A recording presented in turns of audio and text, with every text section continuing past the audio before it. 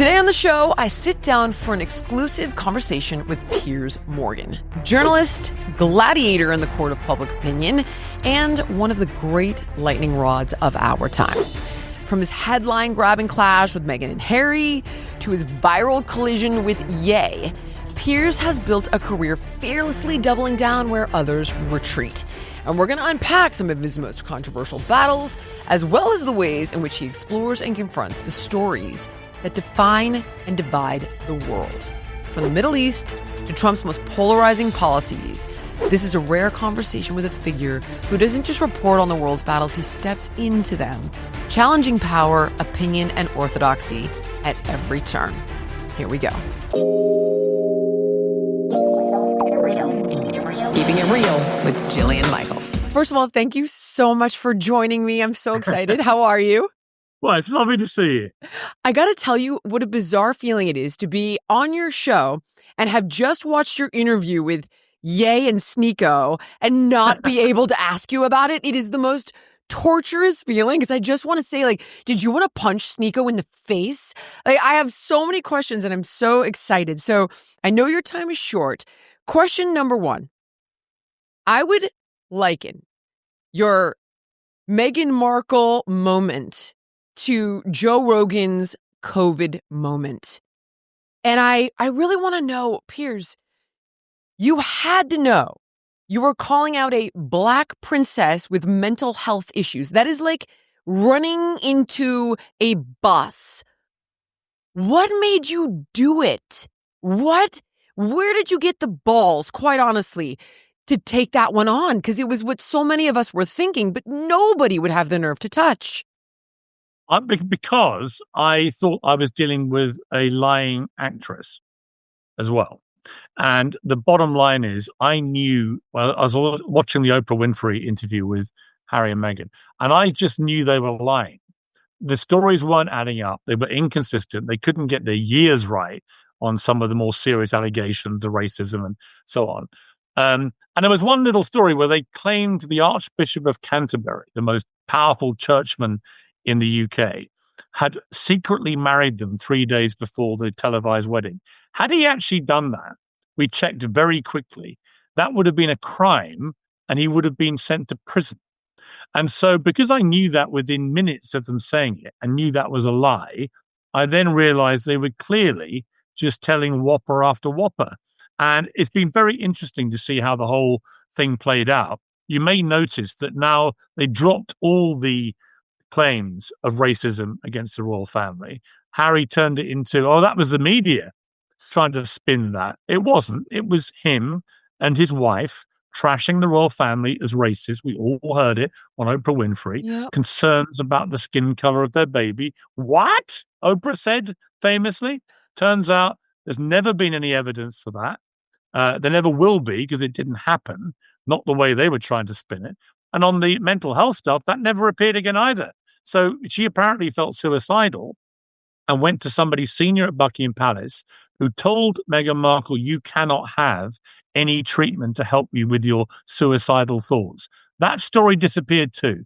So you've got these incredibly serious, incendiary, very damaging claims against the royal family and the monarchy. Hugely damaging with enormous repercussions. And they've both just disappeared like they never happened. Harry wrote a book of over 400 pages about his whole life.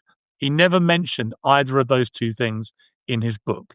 And yet in the Oprah interview, these were billed as two of the most shocking claims ever leveled at the royal family. So you're dealing with a pair of chancers, grifters, as the Spotify executives called them, but people who were prepared to use their royal titles for enormous personal gain while simultaneously lying and trashing their family, the royal family, and the monarchy. And that, to me, is brazen hypocrisy and something that has made them in this country, where I am right now, the UK, unbelievably unpopular.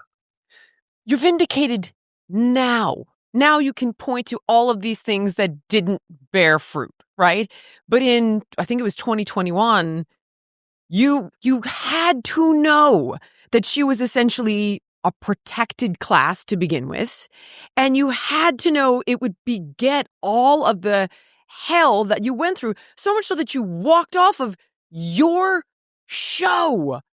I just want to know, in your mind, as somebody who's been canceled and didn't quite have the bravery that you had in the moment, it took me years to kind of come back from my cancellation of not celebrating Lizzo being obese. I wonder, where was the courage? Where did it come from? Because you had to know, all right, this is going to end an opportunity for me. In fact, I'm going to end it. And Uncensored didn't exist yet. No. Like, what was going on in your head? And the strange thing was, actually, I mean, I'd come back. I'd done a show. I'd replaced Larry King at CNN for 4 years. Had a great time. Missed England a lot. Came back to England. Ended up hosting the morning show, the big morning show called Good Morning Britain. Now, it was being beaten regularly, had half the ratings of its rival, the BBC breakfast show. And in that last 2-week period before I ended up leaving, we were finally neck and neck. That's how much we'd done to the ratings. We had turbocharged them. And ironically, on my last day, we actually beat the BBC in the ratings for the first time ever. And that was the only time they've ever come close. And the ratings now have gone back to how they were before I joined the show. But the point of saying that is that what we were doing was incredibly popular. And I was billed as, I mean, to give you some idea, the promo when I joined the show was the Rolling Stones' Sympathy for the Devil. So they weren't exactly portraying me as Mother Teresa. They were portraying me as a devilish guy who was going to call out everything as exactly as he saw it, speak my mind, and where I smelt bullshit, I was going to tell people this is bullshit. Right. And with Meghan and Harry, I don't think I've ever met two bigger bullshitters in my entire life. So in that moment, when I had to decide, am I going to sit there on a show that I've made hugely popular and be lectured by a deputy weather guy who was lucky to even be sitting there, frankly, lectured by him about Meghan Markle. And I decided, no, I'm not doing this. I'm just not playing along with this pathetic virtue signaling nonsense. And if it means I leave a show that I love, that's on fire and doing great in the ratings, so be it. And I've never regretted that, because actually sometimes in life you've got to stand up for what you believe in and don't let other people try and bully you in the way that I was. Meghan Markle wrote to the boss of the network. I know. Who was a woman. And somebody who read the letter said to me, it said, I write to you as a woman and as a mother. Protected You've got to fire him. Of color. Yeah. And then they did very sneaky. They said, if you apologize to Meghan Markle, you can keep your job. I said, I'd literally rather shoot myself with a rusty harpoon. Thanks. So I'm leaving. And that was that. So it sounds courageous. Actually, it's really just about saying no. I didn't need the money. Right. I'd done enough varied stuff in my career to back myself. I've always backed myself in good and bad times. And I was like, no, I'll be fine. I'm just not going to be put in this position where I have to issue some kind of pathetic, weaselly-mouthed apology I don't mean to somebody who I think is a disingenuous halfwit. You are obviously a person who's always had the courage of your convictions. And you've said, like, the price of freedom is being willing to be offended. And free speech has been the hill that you have famously said, I'm willing to die on. And it just so happens that Uncensored is massively popular. And I think it gave birth to a whole new chapter of your life. Yeah. I wanted to ask you a little bit about that transition before we get to Kanye, because I personally am fascinated with it. As a person who was on arguably the most maligned reality show of all time, your transition of judge on AGT, one Celebrity Apprentice, to interviewing the biggest leaders in the world and debating Tucker Carlson and Saudi Arabia is kind of mind-boggling. Did you anticipate these reinventions? Are they serendipitous? How does that happen, Piers? Honestly, I think it's just chilling self-belief. I came from a wonderfully strong family of very strong women who instilled in me. And I'll give you one example. Like, my grandmother always said, she used to have this saying, one day you're the cock of the walk, the next you're a feather duster. And what she meant was, never get too big above your station when your things are going well. And don't, because there'll always be a downside coming in life. It's what life is like. It's how you deal with these two things and to stay on a level keel. And my mother sent me a postcard when I was very young of a hippopotamus flying with a flock of seagulls. And it had the headline, "Ambition Knows No Bounds." And that was from a young age. And that was the family mantra that, you were as good as anybody else in the world. You just had to find what you wanted to do, live your passion, live your dream, and back yourself. And I say, I've got 4 kids from 31 to 13. And I say to them all the time, just back yourself. There's no such thing as just doing what everybody else does. Forget that.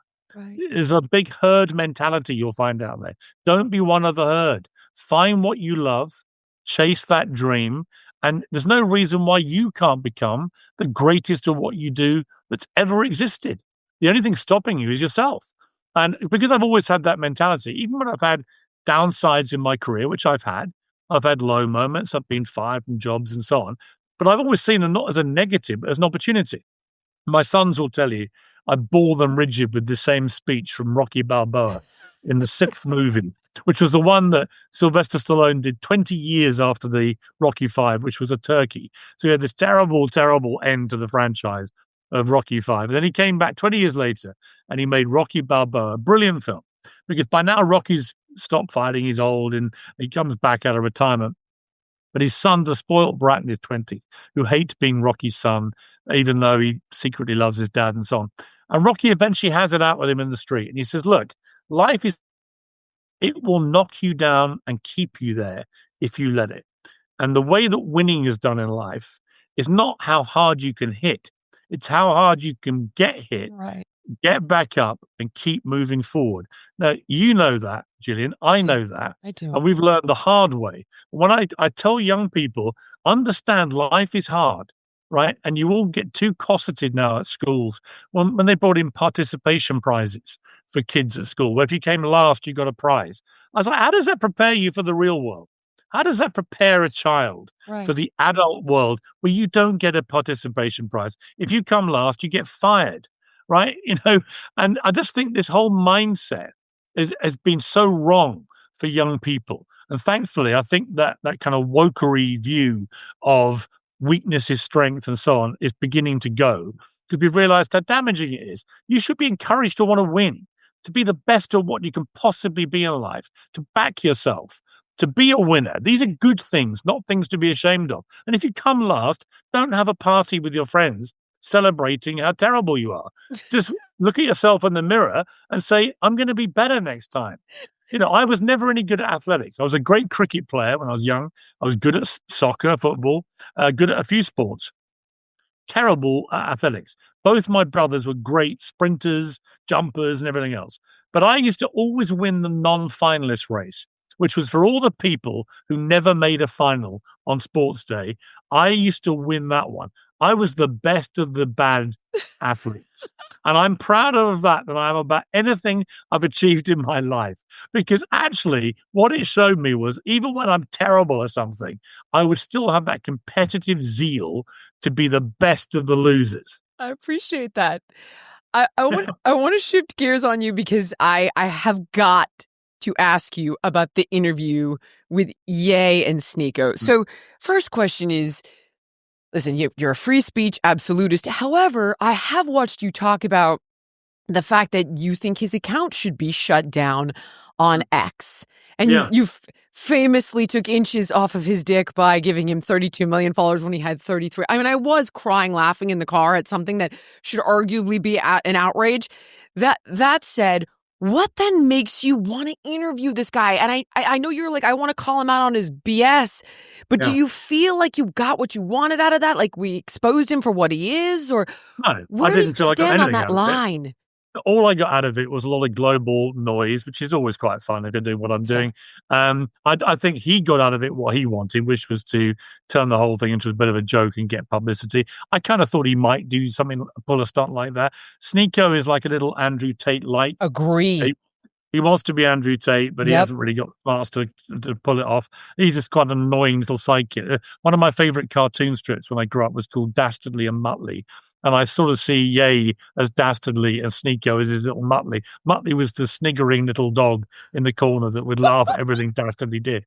No, my thinking about Ye is, obviously you're dealing with one of the most iconic music stars of my lifetime, an absolute genius when it comes to music, but who a few years ago went completely nuts and began being brazenly, openly anti-Semitic. And when he was allowed back onto X, this is one of my bugbears with Elon, who I really admire and think is a genius. But we had a falling out a bit. I was going to interview him, and then he found out I criticized him over allowing Alex Jones back on his platform. And he had originally said he wouldn't allow Alex Jones back on. And I said the reason he shouldn't was that Alex Jones had a $1 billion defamation case awarded against him for deliberately inflaming the grief of Sandy Hook relatives by perpetrating things he knew to be lies about them, having actors who created the whole shooting and so on, making people attack the relatives of those who died, to go and desecrate the graves of the dead. That's what he did, whilst making hundreds of millions of dollars out of his lies that he promoted on social media. I don't think he should have been allowed to do it. Elon was right the first time and wrong when he brought him back. Similarly with Ye, if you've got 33 million followers on a platform like X, and you're spewing not just very unpleasant anti-Semitic bile, but you're also telling people to whip Jews, as he did, to make them slaves again. In other words, you're inciting hatred and violent hatred against a group of people based on their ethnicity, then you should not be given that platform to do it. And Elon, X I think has been revolutionized under him. He's allowed a much fairer platform with many conservative voices allowed to come and have their say in a way they didn't before he came along, and that's to be applauded. But I do think there are limits, and so do X. They suspended 5 million accounts last year, often for far less offences than what Ye gets up to on an hourly basis. So yes, I will absolutely implacably support someone's right to free speech. But even the First Amendment has qualifications of things that are not protected, be it child pornography and incitement to violence and so on. And X has a number of his own rules, which he violates with total impunity. And I don't think that's right. And so I wanted to call him out on my show, not to give him a platform to spew his bullshit, but to call him out on his bullshit and explain to a big global audience what he's saying here is completely wrong. And I'm going to expose it to his face. Now, my offer to him remains, if you want to come and sit with me for 2 hours, we'll go over absolutely everything, as we did 2 years ago when I interviewed him then. And I felt we got somewhere. I thought we got to some raw honesty in that interview, and we could potentially do that again. But he has a lot to answer for and a lot to explain. And I don't think at the moment he is a safe person to be given a platform of that size by Elon. I have often wondered where the line is between free speech and inciting violence, and we're seeing more and more attacks against Jews under the pretense of free Palestine. And you have to really think about, like, when Sneeko was like, well, he's not whipping Jews, is he, Piers? And it's like, yes, but look what just happened in Boulder, Colorado. Look at the two people that were just gunned down. You're inciting lunatics, 33 million people who follow you, to do this kind of crazy, dastardly, evil deed. Yep. And I that does bring me to Elon and wondering, I see the genius, but now you've got the New York Times coming out saying, like, hey, he's loaded on ketamine and ecstasy and he can't control his bladder. And there are rumblings. I have friends in Austin who are like, man, he has these crazy ketamine parties. I don't know. That you kind of wonder, is Elon thinking clearly? Like, why do you think Elon permits it? He's clearly a brilliant, but there is a bizarre double standard. Active Skin Repair utilizes a molecule called hypochlorous acid. Now, when you apply it to the skin, the molecule works by mimicking the natural immune response to cleanse, soothe irritation, reduce inflammation, and support healing. Active Skin Repair can be used to treat a wide range of skin issues, including cuts, scrapes, burns, sunburns, diaper rashes, and other types of skin damage. And it's also safe and non-toxic, making it suitable for use on all skin types, all parts of the body, and you can even use it on rosacea, eczema, and acne-prone skin. With over 500,000 happy customers, thousands of 5-star reviews, and ingredients so safe and clean they can be used by the youngest member of the family to the oldest, you now have one simple solution for all of your family's skin health needs. So visit ActiveSkinRepair.com to learn more about Active Skin Repair and to get 20% off your order. Use the code Jillian. Again, that's ActiveSkinRepair.com and the code is Jillian. I choose Function because it's the only health platform that gives you access to the kind of data most people never see and the insights to actually act on it. Inside Function, you can test over 160 biomarkers covering your heart, hormones, toxins, inflammation, and stress. You can even add multi-region MRIs and CT scans, all tracked over time in one secure place. It is the closest thing to a 360-degree view of your health, and this is why top experts like Dr. Mark Hyman, Dr. Andrew Huberman, Dr. Jeremy London are all behind Function. Because let's be honest, what we call normal in healthcare hasn't evolved. Your annual labs, maybe 20 basic markers, no hormones, no inflammation, very little data. I mean, how would you even know if they came back within range? Function is going to change all of that. It's going to take all of this murkiness out of your wellness with tests like free T3 and T4, thyroid antibodies, ferritin, and vitamin D, all tracked, explained, and actually useful. This is the new normal in health. Your body, your baseline on your terms. So learn more and join using my link, and the first 1,000 people get a $100 credit towards their membership. Visit www.functionhealth.com/Jillian or use the gift code Jillian at sign up to own your health. As the temps start to rise, I get that familiar urge to refresh my closet. But I am done wasting money on trendy pieces that I wear once, which is why I'm obsessed with Quince. The clothes are timeless, elevated, built to last, no insane markup. I'm talking about 100% European linen shorts and dresses that start at just $30. Italian leather platform sandals, luxe swimwear that looks straight off a runway but costs half of what you'd expect. Quince partners directly with top-tier factories, cutting out the middleman so you get designer quality at a price that actually makes sense. And they only work with ethical, responsible manufacturers who care about people and the planet. Personally, I stocked up on the linen tees and the tanks, and believe it or not, a killer summer dress. Occasionally, I do wear dresses. And honestly, it finally feels like my wardrobe matches my standards. Upgrade your wardrobe at quince.com. Luxury should never mean compromise. Team, give your summer closet an upgrade with Quince. Go to quince.com/Jillian for free shipping on your order and 365-day returns. That's QUINCE.com/Jillian to get free shipping and 365-day returns. Quince.com/Jillian. Yeah, listen, I've always been very supportive of Elon Musk. I think he is a genius. I've said that, written it, said it on air many times. I've met him a few times now, and we've had really good encounters, and then we've had some quite frostier ones. He's cancelled on me twice for interviews for reasons which, honestly, it just seem very trivial, really. For somebody who's a big free speech advocate, he's not that good at taking criticism. But ultimately, he's in charge of some of the greatest, most transformative companies in history. But I think that Elon, he ought to exercise a little bit more control, I think, of people like Ye and Alex Jones and others who are deliberately misusing his platform in a way that I think if it was anybody else, they would be banned.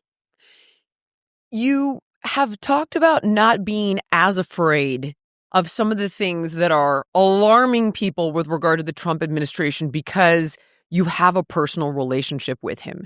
And Bill Maher said something very similar. Bill was like, listen, I mean, the guy that's freaking all of you guys out is not the guy in the Oval Office. What is the difference then? Like, what do you see that everybody flipping out isn't seeing? And listen, I think I understand the man's intentions. I'm like, okay, I get it with the tariffs and I understand this and I understand that. I'm not so sure about the strategy. Feels, a bit bombastic, more than I'd like. But there's definitely something that the insiders see that the rest of us don't with Trump. What is that? He can be very charming and very funny and very entertaining. And honestly, how many politicians can you say those three things about in the world? Right. So he's the antidote to conventional politicians. It's the complete opposite. He doesn't control what he says that comes out of his mouth in a way that most politicians talk like controlled robots. He will crack inappropriate comments and jokes in a way that no other politician would dare do. He doesn't care about cancel culture because, as he's proven by winning back the White House, he's impervious to cancel culture. The more people try to jail him or shoot him or cancel him, the stronger he became. So Trump is a complete unique character in the history of world politics. I've known him 20 years since I did the Celebrity Apprentice show. He's always been a very good friend to me, I have to say personally. So when I left the CNN job and came back to the UK from the United States, I could count on one hand the number of high-profile Americans who bothered to stay in touch with me. Trump would get in touch with me every 3-4 weeks. He'd either call me for a chat, he'd send me an email message, he'd see something about me in the paper, and he'd print it out, and he'd get his famous Sharpie, and he'd send me an encouraging note. He asked if he could help me in any way. He didn't need to do any of that. And most people didn't, actually. And I remembered that he did. And so we formed a good friendship. Now, I'm not afraid to criticize him. Sometimes that's led to us falling out briefly, but he'll always fall back in with me. I was in this very dressing room, actually, when after a 6-month period after I last interviewed him, when he'd gone nuts. I know about it. It was actually a great interview, but he went nuts about the way we promoted it, even though I did exactly to him what he did to me on The Apprentice every night, which he eventually conceded. But he rang and the phone went, it was Piers, it's Donald, are we good? And I was like, of course we're good. Because actually, for me, the good outweighs the negative with him. But he's always going to be his own person. And he's always going to shoot from the hip, and he's always going to say things which wind people up. And he doesn't always mean what he says, but his big picture gut instincts are quite good. In fact, I would say they're very good. Most Americans probably, if you sat down calmly with a group and said, would you like to see a stricter policy on the southern border to stop illegal immigrants coming in than you saw under Biden? Yes. And Trump's performed miracles on the southern border. Would you like to see peace, not war, around the world? An end to war in Gaza, an end to war in Ukraine? Well, yes, we would, yeah. Would you like to see America's economy on a fairer keel than it has been, particularly at the hands of China, who've been abusing, really, a lot of the American economy for their own gain? Again, yes. So you sort of go through all the things that Trump stands for, and everyone knows what he stands for. Most people probably agree with the big picture. Where they disagree sometimes is the rhetoric he uses to promote them and the way he goes about some of it. And I think that's something that's never going to change. And there is a real disease called Trump derangement syndrome, of course, where a lot of people on the left just cannot even hear his name mentioned without going into some form of anaphylactic shock. And I just think it's such a waste of energy. Apart from anything else, it makes him laugh. So you're just making him laugh. Is that what you want from your devil figure? So I think, look, he's a completely unique character. He's another person that backs himself completely. Yep. I think his whole life story is of a guy who has always backed himself, and he's done it to the highest office in Milan twice. And people have tried to kill him, they've tried to jail him, they've tried to silence him, cancel him. The one thing you cannot argue about Donald Trump, he is the most resilient human being that's probably ever lived. There is definitely that theme of people who are fearless, and I obviously have put you in that category. And I say this as a person who aspires to be as courageous as you are. Now, you mentioned I criticize Elon and I'll call out Trump and you'll get the cold shoulder. That is always kind of in the back of my mind. I'm like, oh God, if I call out the New York Times piece and I ever want to put this on X, will there be something punitive? Will it get buried in the algorithm? But you aren't afraid of that. Is there anything, is there any topic you won't touch? Is there any truth you won't tell? No. No, absolutely not. And nor is there any box that I will be put into. I will not be parked into any partisan box. I'm not left. I'm not right. I'm not this. I'm not that. I am me. I'm a journalist. I try and look at things objectively. I try to be firm and fair. I try to challenge everybody in the same rigorous manner. I try to call out bullshit where I see it. And I think that's why Uncensored has proved so popular, is everyone knows that I get everybody on. We have sometimes very, as you know, very passionate, fiery debates, or we have very, long, interesting one-on-one interviews. We have the whole mix. You do. But ultimately, I don't think anyone can look at me and say, well, he's just a partisan hack, because I'm not. And I think that gives me a fairly unique place in this whole YouTube world, which is becoming, as we know, ever more dominant. I was in the Middle East last week, and I couldn't believe the number of young people in Dubai coming up to me who watch Uncensored. And they were loving it. Watches Uncensored. When I said why, they said, because you get everybody on, and it's like a proper debate, and we want to hear both sides. Young people have a thirst for hearing both sides of an argument and making their own minds up. I love that. That to me, as a journalist, is where I think every journalist should aspire to be.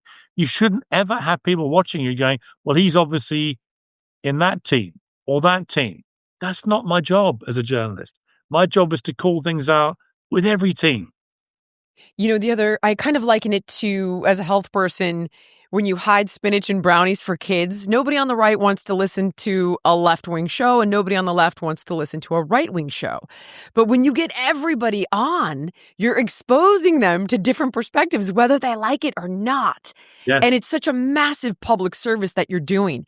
I have a few questions I've been dying to ask you, and I'm watching the time, 4 minutes. Okay. You said Elon Musk, so I'm wondering if maybe you've said it already, but if you could interview anyone, who would it be? Definitely Elon would be right up there. The new Pope, I'd love to. I've never interviewed a Pope. Came quite close with Pope Francis. I actually went to the Vatican and met his press people, and we came quite close, but it never happened. But I think the new Pope is fascinating. It was the first American Pope. I interviewed his brother, actually, on Uncensored, who's quite a MAGA guy, which was really interesting. And he's put a good word in for me, he says, with His Holiness. I am an Irish Catholic, so I'm one of the clan, and I think it'd be fascinating to sit down with a Pope in this day and age and ask him two questions. The one I would have loved to have interviewed was the late great Queen of England, Queen Elizabeth II, because she never gave an interview in her whole reign, and what a life she led. You think of the presidents she met, the prime ministers she met, the private conversations she had with pretty much every significant person of the last 80 years. And she never told. And she ended up being unbelievably beloved around the world. And there's a lesson there for people who over-emote, who talk too much, who are in these positions.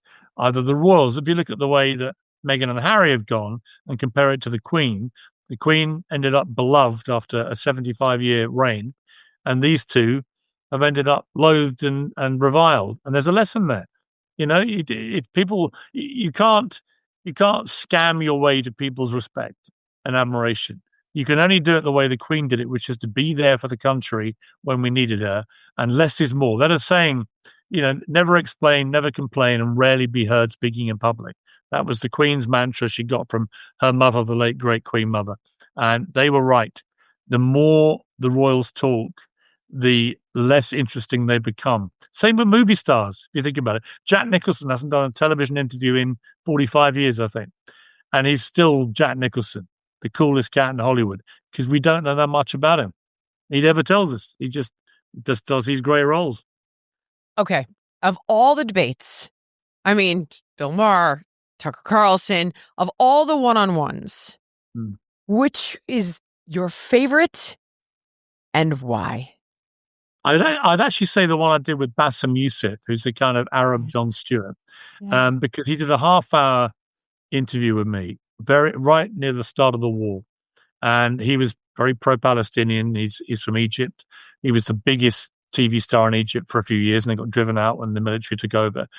And he just came at me with such a brilliant way of tackling the debate, where he made light in it, or appeared to make light in a very dark way of using his wife and children as human shields and so on. And it really caught fire online. 23 million people watched that interview on my channel. And it was extraordinary. And everywhere I go in the Middle East, everyone talks about that interview. But I think in terms of impact, that was definitely the one that made the most impact globally, because it came at a time when I think people were trying to work out what to think about what had happened. And he was brilliantly able to crystallize the Palestinian view in a way that I think hadn't really been done in such a powerful, evocative way. Piers, I know you need to run. Obviously, tell people where they can find you and get more. Such a stupid Piers question Morgan to ask. Uncensored. I always ask this, but you're so hugely famous. Get on YouTube, and we're on every podcast platform now as of the last couple of months. We're about to pass 4 million subscribers. We get millions of views for all our stuff. The great thing about YouTube is no one can hide. All your numbers are there. Everyone can see who's watching. And we are right now probably up there as one of the 2 or 3 biggest watch shows of our kind in the world. Very proud of that. Very proud of my team. I'm very proud of having a place, I think, in global debate, whether it's about Trump and tariffs or about Ukraine or about Israel, or wherever it may be. I feel like we've become the place that people turn to hear all sides of a debate and make their own minds up. I love that. You absolutely have. And there's no question that you have hit your stride. Continue making incredible impacts. Thank you for everything you do. And thank you for joining me. Well, I've loved it. You have a great show yourself, and it's always great having you on mine. So thank you. Thank you, boss. I know you need to run. Take care. All the best. Thank you so much for watching. If you enjoyed the podcast, please like, comment, subscribe, and share. And make sure to let me know what guests you want to see on in the future.